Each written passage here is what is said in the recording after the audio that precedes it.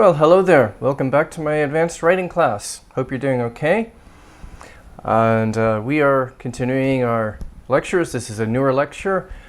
This kind of relates to another lecture you're going to see about some other kinds of structures that are used in writing, and this one is a bit of a simpler one. Later on you're going to learn about something called inversion, but before doing that we should talk about adverbial fronting. So today we're talking about something called adverbial fronting. What is it? It's something you might be doing already in your writing sometimes. If you don't do it very much, it might help to look at your writing and do it some more. It's used in narrative writing and in academic writing, different kinds of writing genres. So something to know about, because it can make your writing just sound really nicer if you're not doing it very much. It's very common. You probably have done it without realizing it.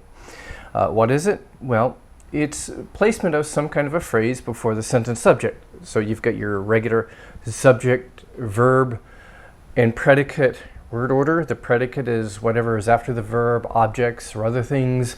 Maybe in very short sentences you might not have that, but if you're doing academic writing or narrative writing, you're probably going to be doing longer and more complete sentences with predicates, of course.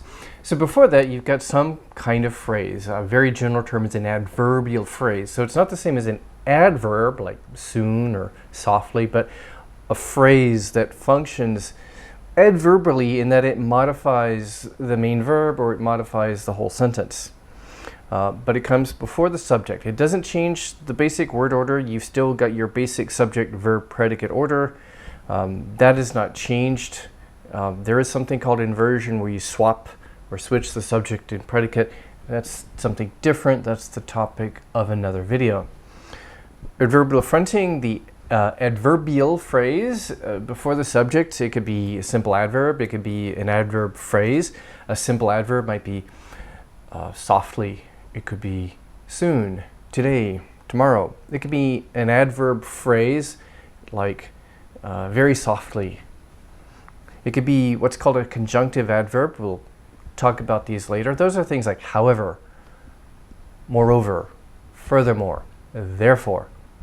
It could be, there are also sentence adverbs like naturally, and then prepositional phrases like a long time ago, in a land far away, or at 5 o'clock. So there are all kinds of different adverbial phrases that we'll talk about. So yeah, some examples. Adverbs. Soon I shall take over the entire world. An adverb phrase like next year I will take over the entire world. Against conjunctive adverbs, however, Buzz Lightyear is attempting to stop my plans. Therefore, I intend to send my agents to stop him. It could be sentence adverb. Those are things like fortunately, thankfully, naturally, where the speaker kind of indicates his or her kind of evaluation of the sentence, or sort of a comment without directly, inserting your point of view into the sentence. You sort of provide some commentary or evaluation of the whole sentence, the whole idea, the content of the sentence. Fortunately, saying it's a fortunate thing. Unfortunately, thankfully, regrettably, hopefully. Those are sentence adverbs. It could be a preposition phrase. Every continent. So here we have a main clause. In every continent, I have minions or agents ready to carry out my plans. Kind of like sentence adverbs, other manner or evaluative phrases, where you're kind of commenting on things as quickly as possible. A manner phrase, as is evident. It's kind of like naturally, of course, nothing can stop me. So I'm going to show you some more examples. So I scoured the internet and I found some literary examples, narrative writing samples, and sort of academic writing samples that are more doable. We're going to look at these, and as we look at these, I want you to consider why did the writers use fronted adverbials in these contexts? What does it do for the text? Does it spice it up? Does it make it better? What if you took it out? What if the writer hadn't used fronted adverbials there? How would the text read? Would it be better? Is it better somehow with the fronted adverbials? Does it make a difference? Would it read differently if you take them out or if you put them in? What does it do for the text? What does it do for the storytelling or for the writing? in these contexts. Example 1. So I just went online and found this. This is a famous novel by H.P. Lovecraft. He's a famous science fiction writer. A novel called The Call of Cthulhu. The Sea is Silent. It's a novel I haven't read, but it's something I definitely want to read. It's on my list of science fiction novels I need to read someday when I have time. So, in kind of plum color, I've highlighted these fronted adverbials. So take a look at these for a minute. Take a look at these, read this for a minute, give me a minute. Tell me what you think. What does it do for the text? Why are they there? Take a minute to look.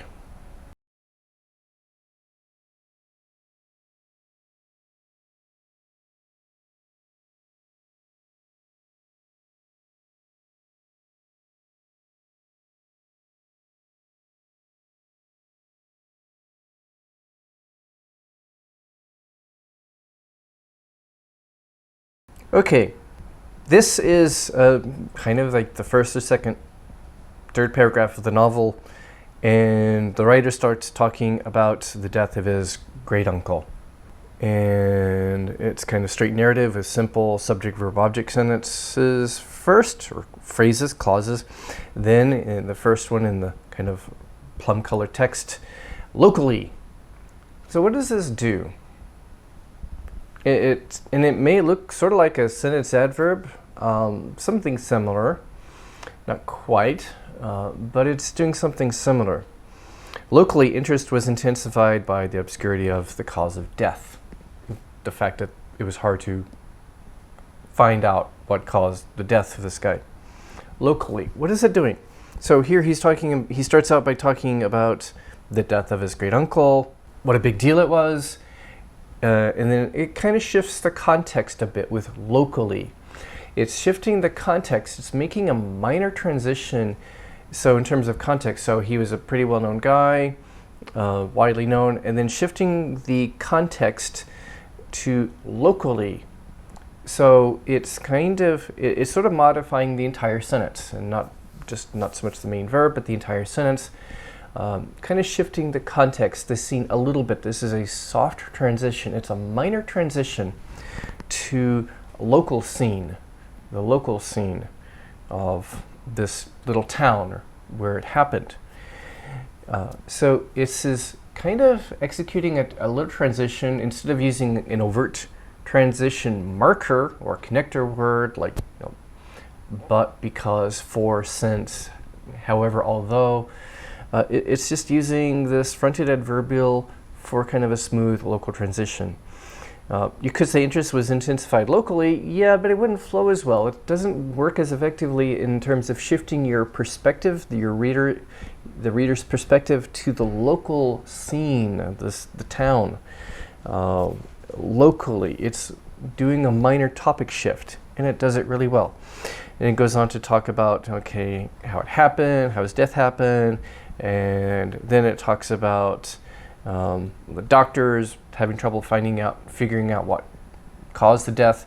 And then the next one, at that time, a little shift.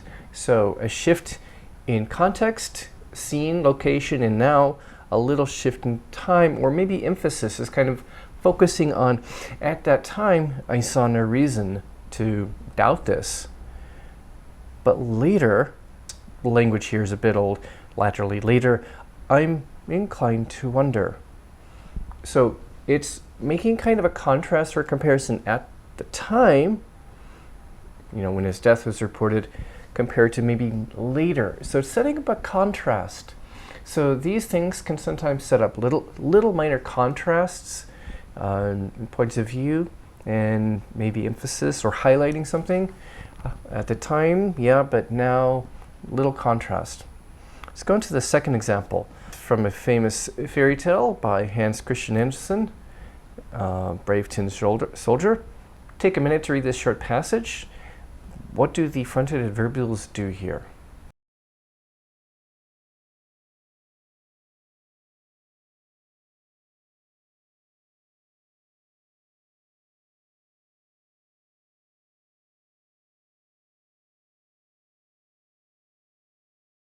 Okay, first we've got the general scene, the table, with the toy tin soldiers. Then we got through the small windows. Minor shift in kind of scene or perspective. You've got the table, and then it's kind of shifting the scene a little bit, or your perspective, to something nearby. So it's a minor transition. It's a small transition, a minor shift in perspective from one scene to something kind of nearby, or another part of the scene, the window, and then in front of the castle, maybe in the window. So this sounds better than saying the rooms could be seen through the small windows. It just flows a lot better by saying through the small windows the rooms could be seen. It reads better. It's better at kind of holding your attention. It's more interesting to do this, to look at different parts of the scene with these prepositional phrases, location, or locative phrases before the sentence subjects.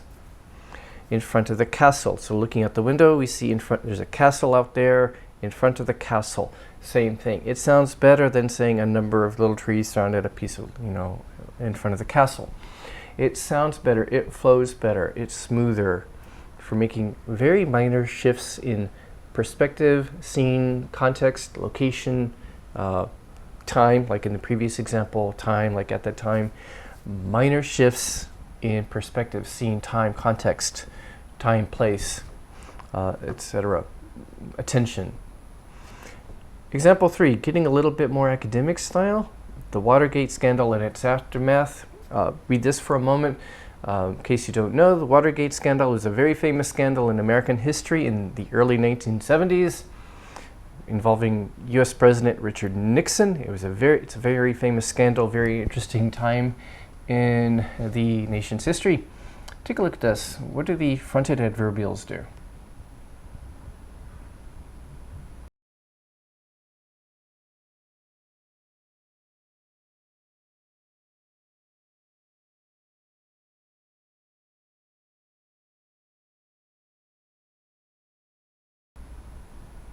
Okay, it starts out with in the early 1970s.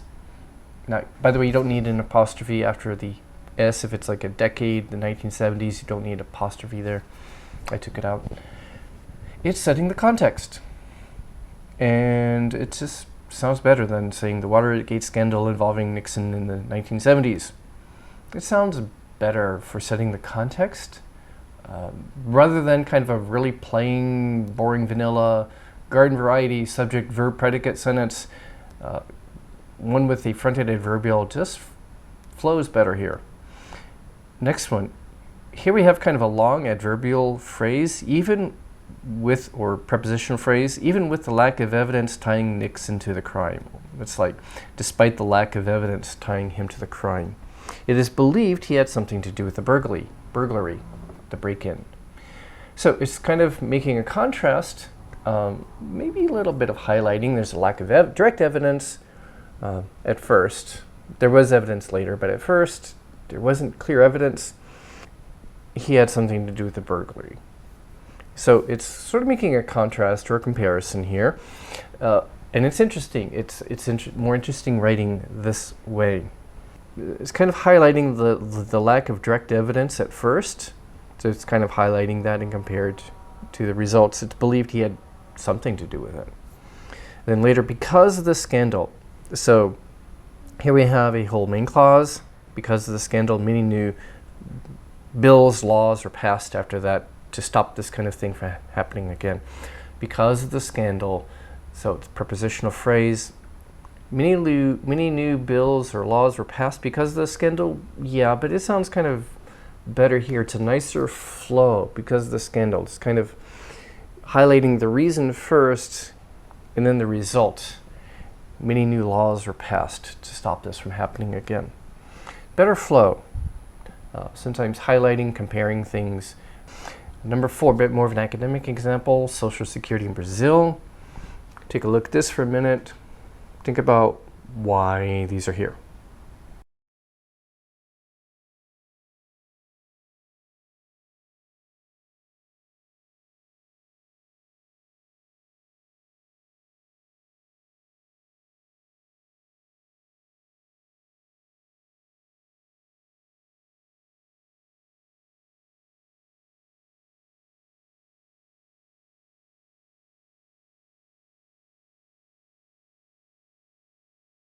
Okay, it's setting up, there's some context before this I didn't put in here, but the system is reaching its capacity despite many improvements, so kind of a contrast or comparison. Many challenges continue. So it's a nice way of setting up a contrast. Despite many improvements, many challenges continue, and this requires a lot of work, a lot of policy changes. However, another contrast, however, conjunctive adverb. However is a conjunctive adverb. It's kind of an adverb, but it's being used as a conjunction. Originally it's an adverb. It's being used as a conjunction. However, it makes a contrast. However, comma, finding resources. And however takes a comma afterwards. So these conjunctive adverbs, however, furthermore, therefore, nonetheless, nevertheless, they're followed by a comma because, one, they are kind of modifying the entire sentence. So not just the main verb, but the entire sentence. And in speaking, however, finding resources is proven. So there's a bit of a tiny voice pause or intonation rise or fall. There's a bit of an intonation change. However, so your intonation is going to maybe go up or down a little bit. And there's a bit more of a tiny pause there. So the comma reflects the way we would speak. The same is true with sentence adverbs like fortunately and such. Finding resources. Next one, politically. This is a situation of a zero-sum game. So it's sort of like a context. It's sort of like a sentence adverb, but not quite. It's not really kind of indicating your evaluation or your how you evaluate this or what you think of this, but it's kind of a contextualizer. It's providing the context, and it's modifying the entire sentence. So it's like a sentence adverb, such as naturally or fortunately, but it's something a little different. It's modifying the entire sentence. And if you wanted to reword it, it would be something like, in terms of the political dynamics, in terms of the political situation, this is a situation of a zero-sum game. So it's kind of abbreviates for all that. It provides the context. In terms of the political dynamics, in terms of the political games and the political challenges and fighting, it's this kind of situation. Next one. Most importantly, so here it's kind of highlighting something. The perceived increased personal risks, So it's highlighting the sentence to follow, and the writers may be also evaluating this. This is the most important point here in my paragraph.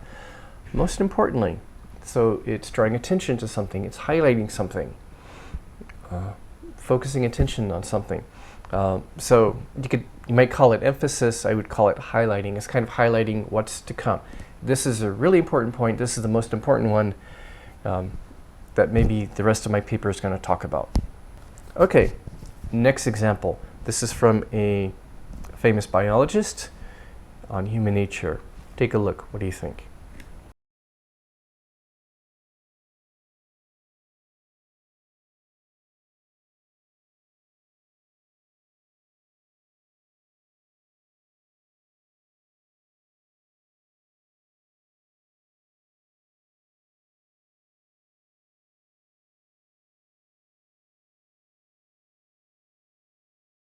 Okay, here we can easily see a contrast or comparison. Without it, humanities are limited. With it, human nature can be laid open. We can open it up and look at it and examine it. Without it, with it. It's making a contrast. It's a really nice way of making a contrast by starting the sentence, one sentence with one thing and the next sentence with another thing. I think there's another passage. It's a bit complicated, but basically he does something like biology looks at this, chemistry looks at this, physics looks at making a contrast and kind of also moving the discussion along from one topic to another. So these are nice way of making minor shifts in topics, as well as comparing topics or ideas, humanities, without it. Biology, chemistry, moving from one topic to another. So these are nice little kind of transition devices, minor transitions, soft transitions in a way that flows well. Again, in terms of the definition of these things, a word or phrase is before the sentence subject. You've got your normal subject, verb, word order. but a phrase inserted before the subject. Now, if the subject and verb flip, that's something called inversion, which we will talk about at another time. That's something different. Functions of adverbial fronting. As we've seen, smoother transitions, minor transitions, little minor transitions in topic, in scene, location, context, time. Minor transitions from like one scene to something kind of related, or from one topic to something that's related. So it leads to better sentence flow. It's just more interesting to read. You have more sentence variety. Instead of boring, simple sentences, you got more sentence variety. It's just better to read. It makes your writing more interesting. It makes things easier for the reader because they're not getting mundane, repetitive subject-verb sentences all the time, but they're getting some variety. It spices up the writing. It sounds better. You get better coherence or flow in the writing, better logical flow, whether it's from context to context, from topic to topic, from scene to scene, location to location, time to time, better flow, better coherence, better variety. Making comparison or contrast, or as we also saw, highlighting things sometimes, highlighting certain ideas, allowing the author to provide some kind of indirect evaluation or commentary without kind of being too direct or in your face. Like, fortunately, we were able to do this. Contextualizing a statement. Politically, this is a zero-sum game. By the way, a zero-sum game, that's in the political example. This is a situation of a zero-sum game. Good word to know. Zero-sum is like, well, if somebody wins, somebody else loses. It all adds up to zero. So politically, it's a zero-sum game. So you're providing the context in terms of the political dynamics. It's a zero-sum game. Somebody gives something, somebody loses something. Things add up to zero instead of like a win-win situation where everyone benefits. Lots of examples. There are just so many types, varieties. At first, after a while, time phrases, all of a sudden, before long, unexpectedly, today, yesterday, at 5 o'clock. Could be prepositional phrases for location in a faraway land, up in the sky, in front of the door. Sentence adverbs, fortunately, hopefully, thankfully, sadly, naturally. Of course, it works like a sentence adverb, although it's two words. And by the way, the sentence adverbs are followed by commas. We'll talk more about commas later. A little bit of a diversion, bit of a tangent. We'll talk about types you can think about to maybe improve your writing. We can classify these by the lexical class or word class, or what you called in grade school part of speech. Linguists don't call them part of speech, but we call them lexical classes. We look at the sentence syntax. Syntax is sort of like the more abstract kind of grammar involved in the sentence. Pragmatic functions, how you use them in the context, the meaning, what you're trying to do with them. Lexical categories, you get adverbs, time adverbs. Like today we learned about adverbial fronting. Prepositional phrases like in the park. Conjunctive adverbs, as I mentioned, furthermore. These are logical connectors. Now this may be not of interest to you unless you really like linguistics or grammar, but the sentence syntax, this is a bit abstract. So adjuncts, those are just normal things like regular adverbs, prepositional phrases, and they kind of modify the main verb with some additional information, and nothing really marvelous here. In the park we saw men. Today we learned. Okay, no commas here usually. Conjuncts, those are logical connectors, like furthermore to begin with. Disjuncts, you don't need to know what these are. It's just that it's kind of more separated syntactically or grammatically from the main verb, but it's modifying the entire sentence, so the content or idea of the entire sentence. And those are those contextualizers like politically, or sentence adverbs like probably, unfortunately, hopefully, and such. Functional classifications. So this is maybe more interesting. Their intended meaning or function. What do they do in the context? Well, temporal or time phrases indicate time. Soon, we'll have everything. Or at 5 p.m., everything ground to a halt. Locative or location phrases, so many prepositional phrases. Of course, you can have prepositional phrases for time, like at 5 p.m., but for locations, in school or in the front window, in the front of the window, or something like that, for minor scene shifts. Manner phrases, as fast as possible, confidently, ever so softly, she whispered in his ear. So how something is done. It's like a manner adverb. Linking phrases, again, these are like the conjunctive adverbs, however, furthermore, connectors. The evaluative phrases, sentence adverbs, and other similar things, allegedly, in my opinion, fortunately, indicate your attitude or your evaluation of the idea, the contents, your own kind of narrator voice. Let's talk about punctuation. Some of these can be separated with a comma between the fronted adverbial and the subject of the sentence. These are general guidelines. They're not always strictly followed.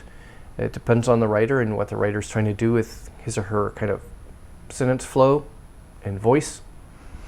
But comma usage. If it's a conjunctive adverbial, yes, generally, especially in academic writing, these should be followed by a comma. It kind of indicates the way we would say this aloud. Furthermore, notice there's an intonation rise or fall or intonation change and maybe a tiny break, pause. Furthermore, we bleed da da da. However, we could not da da da. So conjunctive adverbs, however, furthermore, therefore, nonetheless, nevertheless, especially in academic writing, you should have a comma after these. Sentence adverbs also, naturally, fortunately, and things that work in the same way, evaluative, narrator voice kind of phrases, to no one's surprise, politically, these are kind of indicating your commentary on the entire sentence. So it's kind of, in a sense, in a way, grammatically, somewhat separated from the main verb, and it's modifying the entire sentence. So there's a comma, because in speaking, you would also have this kind of intonation change or slight pause. To no one's surprise, he decided not to. Politically, this is like a zero-sum game. So notice the voice change. A general guideline, this is not always followed by every writer, but especially in academic writing, a phrase. So if it's like a simple prepositional phrase, a simple adverb, like soon, you don't need a comma because you wouldn't put a pause there. Soon everything will be mine. No pause, no comma. But with a longer phrase, prepositional phrase, adverb phrase, something like that, in a matter of time, everything will be mine. In a matter of time. So if it's about 5 words or longer, a general guideline is to then put a comma. If it's a simple prepositional phrase or simple adverb, a plain adverb, and if it's a short phrase, you may not need a comma, unless it's like a manner adverb, like, you know, to no one's surprise or something like that.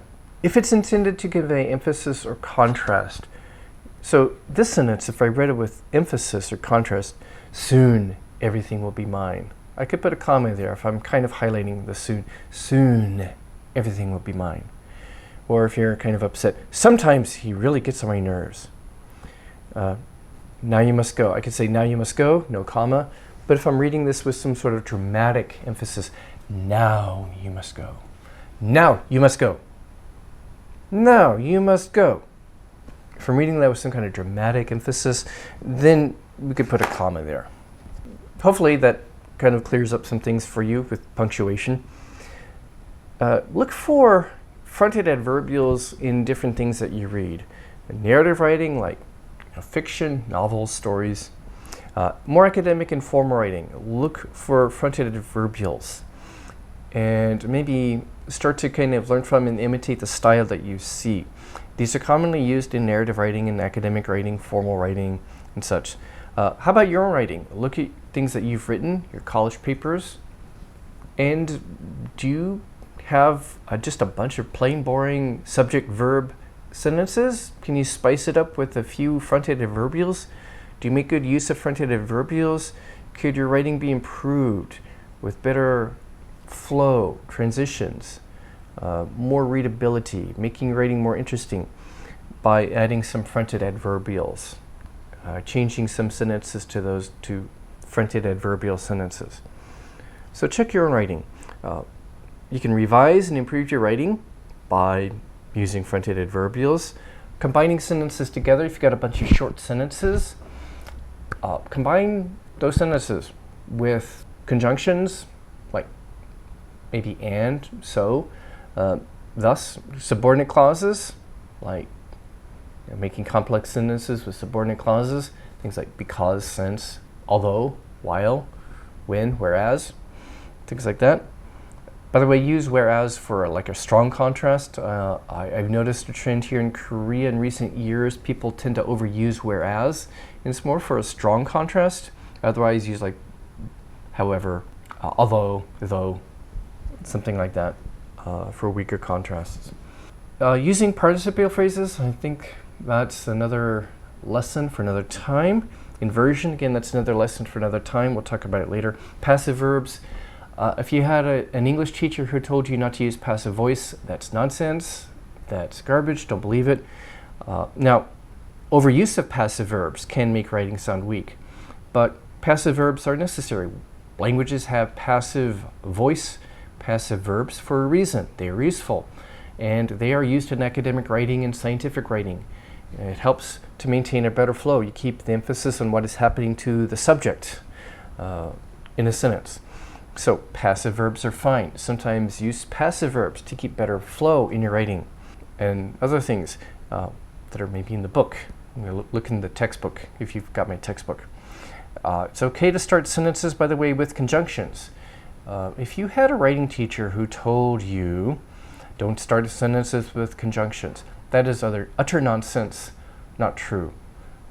That person, if you had a teacher who said don't use passives ever, or don't start sentences with conjunctions, that is flat out completely wrong. It's misguided advice. It's wrong advice. Go to your teacher and ask for your money back, or tell your teacher to take a linguistics course. That is something that only a teacher would say who does not have enough background in linguistics, who did not learn linguistics very well, does not know linguistics or grammar very well. That is utter nonsense. Good writers use passive voice when it's appropriate, and good writers start sentences with conjunctions: since, because, although, while, when, etc. Now, there could be a problem if some students overuse certain common conjunctions. So you don't want to overuse common conjunctions like so, and, but, or first, second, third, things like that. You don't want to overuse those. Yeah, your writing can sound too informal if you're trying to do good academic writing or polished, elegant sounding writing. So instead, replace them with other things. Instead of so, use thus, therefore, when, and where. Instead of but, use however, though, although, while, yet, and such. Instead of using first, second, third, maybe cut those out if you can cut them out and it still makes sense. Instead of first, second, third, you can sometimes replace them with fronted adverbial phrases, as we saw earlier, to go from one subject to another. Minor shifts, you can do that. But yes, you can start sentences with conjunctions if you don't overdo it.